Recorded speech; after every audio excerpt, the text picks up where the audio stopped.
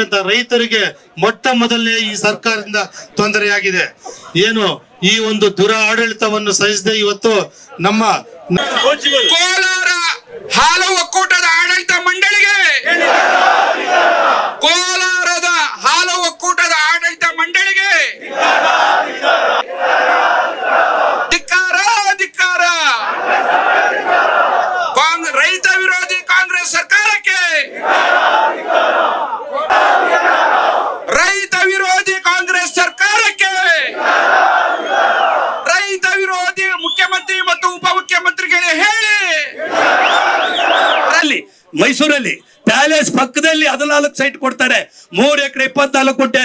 ದಲಿತರ ಮುಖಂಡರೆಲ್ಲ ನಾನು ವಿನಂತಿ ಮಾಡ್ತಾನೆ, ಅದು ಜವರಪ್ಪನ ಜಮೀನು, ಅದು SC ST ಸೇರ್ತಿಕಂತ ಜಮೀನು. 12 × 4 48 ಲಕ್ಷ ಪ್ರತಿದಿನ ಈ ಒಕ್ಕೂಟದ ಬೊಕ್ಕಸಕ್ಕೆ ಬರ್ತಾ ಇದೆ ಬಂಧುಗಳೇ. ಇದು ಈ ಒಂದು ಆಡಳಿತ ಮಂಡಳಿ ಅವರು ತಗೊಂಡಿರ್ತಕ್ಕಂಥ ನಿರ್ಧಾರ. 3 ಕೋಟಿ ರೂಪಾಯಿ ಒಂದು ಕ್ಯಾಂಪ್ ಆಫೀಸ್ ಒಂದು ವೆಚ್ಚ ಮಾಡಿದ್ದಾರೆ. ಆ ಡೈರೆಕ್ಟರ್ ಕಟ್ಟಿದ್ರು ಅಂತ ಈ ಡೈರೆಕ್ಟರ್ ಕಟ್ಟರು ಅಂದ್ರೆ ಆ ಡೈರೆಕ್ಟರ್ ಈ ರೀತಿ 100 ಕೋಟಿ ಹಣವನ್ನ ವೃಥಾ ವ್ಯರ್ಥ ಮಾಡಿದ್ದಾರೆ. ಹಾಲಿನ ಬೆಲೆ ಏರಿಸಿರ್ತಕ್ಕಂಥ ಕಾಂಗ್ರೆಸ್ ಸರ್ಕಾರಕ್ಕೆ ಹೇಳಿ ಧಿಕ್ಕಾರ. ಹಾಲಿನ ಬೆಲೆ ಏರಿಸಿರ್ತಕ್ಕಂಥ ಕಾಂಗ್ರೆಸ್ ಸರ್ಕಾರಕ್ಕೆ ಹೇಳಿ ಧಿಕ್ಕಾರ. ಜೈ ಶ್ರೀರಾಮ್. ಲಾಸ್ ಆಗ್ತಾ ಇದೆ, ಸುಮಾರು 20-25 ಕೋಟಿ ಲಾಸ್ ಆಗಿದೆ ಅಂತ ಹೇಳಿ ಮತ್ತೆ ಅದನ್ನ 2 ರೂಪಾಯಿ ಇಳಿಸಿದ್ರು. ಮೊನ್ನೆ 2 ರೂಪಾಯಿ ನಿಲ್ಲಿಸಿದರೆ ಈಗ ಇವ್ರ ಮೇಲೆ ತನಿಖೆ ಮಾಡಬೇಕು ಅಂತ ಈಗಾಗಲೇ ಒಂದು ಕಾಗದವನ್ನ ಕೂಡ ಬರೆದಿದ್ದಾರೆ. ಬಂಧುಗಳೇ, ಮಾನ ಮರ್ಯಾದೆ ಏನನ್ನ ಇದ್ದಿದ್ರೆ ಅವತ್ತೇ ಈ ಆಡಳಿತ ಮಂಡಳಿ ರಾಜೀನಾಮೆ ಕೊಟ್ಟು ಈಚೆ ಬರಬೇಕಾಗಿತ್ತು. ಆದ್ರೆ ಇದುವರೆಗೂ ಕೂಡ ಕುರ್ಚಿಗೆ ಅಂಟ್ಕೊಂಡು ನಾವೇ ಮುಂದುವರಿಬೇಕು ಅಂತ ಹೇಳಿ ಮೇ 12ಕ್ಕೆ ಅವ್ರ ಅವಧಿ ಮುಗಿದಾಗಿದೆ. ಆಯ್ತು, ವಿಭಜನೆ ಮಾಡ್ಬೇಕಾಗಿತ್ತಲ್ಲ. ನಿಮ್ ಸರ್ಕಾರ ಬಂದು 1 ವರ್ಷ ಮೇಲೆ ಆಯ್ತು. 6 ತಿಂಗಳ ಮೊದಲೇ ಈ ಒಂದು ಮೆಗಾ ಡೈರಿಯಲ್ಲಿ ಪ್ಯಾಕೆಟ್ ಘಟಕವನ್ನು ಪ್ರಾರಂಭ ಮಾಡಬೇಕಾಗಿತ್ತು.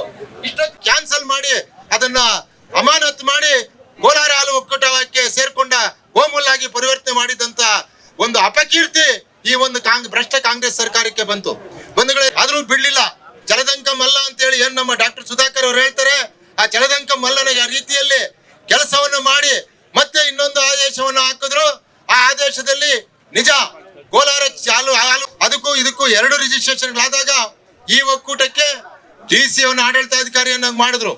ಆಗ್ಲೂ ಕೂಡ ಇಲ್ಲಿರ್ತಕ್ಕಂಥ ನಿರ್ದೇಶಕರನ್ನ ಕೋಲಾರದಲ್ಲಿ ಮುಂದುವರಿಯೋ ರೀತಿಯಲ್ಲಿ ಮಾಡಿಕೊಟ್ಟಕ್ಕಂಥ ಉದ್ದೇಶವನ್ನ ಮತ್ತೆ ಅದನ್ನ ಕೋರ್ಟ್ ತಗೊಂಡೋಗಿ ಇಲ್ಲದ ರಾದ್ದಾಂತವನ್ನ ಮಾಡಿ ಕೊನೆಗೆ 1.5 ವರ್ಷಗಳ ಕಾಲ ಮಾನ್ಯ ಜಿಲ್ಲಾಧಿಕಾರಿಗಳ ನೇತೃತ್ವದಲ್ಲಿ ನಡೆದಂತ ಒಂದು ಏನು ಈ ಒಂದು ಗ್ಯಾರಂಟಿಗಳಿಗೋಸ್ಕರ ಅದನ್ನು ಕೂಡ ಪರಿಪೂರ್ಣ ಮಾಡ್ತಕ್ಕಂಥ ನೀವು ಒಬ್ಬ ಫೈನಾನ್ಸ್ ಮಿನಿಸ್ಟರ್ ಆಗ್ಬಿಟ್ಟು ಈ ರಾಜ್ಯದ ಒಂದು ಬಜೆಟ್ ಕೂಡ ತಮಗೆ ಗೊತ್ತಿದೆ. ಯಾವ ಆಧಾರದ ಮೇಲೆ ನೀವು ಗ್ಯಾರಂಟಿಗಳನ್ನ ಕೊಟ್ಟು ಟ್ಯಾಕ್ಸ್ ಪೇಯರ್ಸ್ ದುಡ್ಡು ನೀವು ಹಾಳು ಮಾಡ್ತೀರಾ? ಅದು ವಿಭಜನೆ ಆದೆ.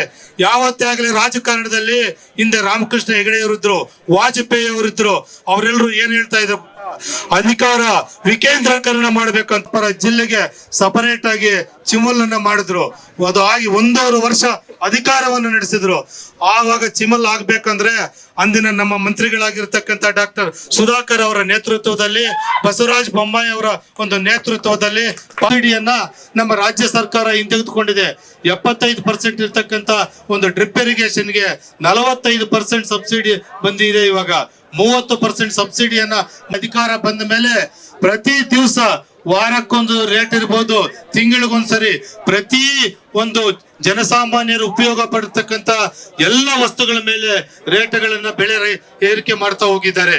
ಇವತ್ತು ಏನು ಒಂದು ಕುಡಿಯುವ ನೀರು ಬೆಂಗಳೂರಲ್ಲಿ ಇರಬಹುದು, ಅದನ್ನು ಏರಿಸಿದ್ದಾರೆ.